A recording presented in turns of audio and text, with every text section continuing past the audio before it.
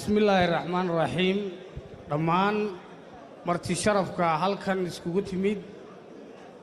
iyo shirgudoonka iyo gudida qabanqaabada iyo garabka haweenka ee shirka garxajiis aad baad u mahadsantiin waxaan idinku salaamayaa salaanta islaamka assalaamu calaykum waraxmatullaahi wabarakaatuh bacda salaan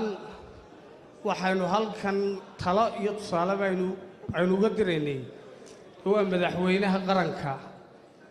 runtiina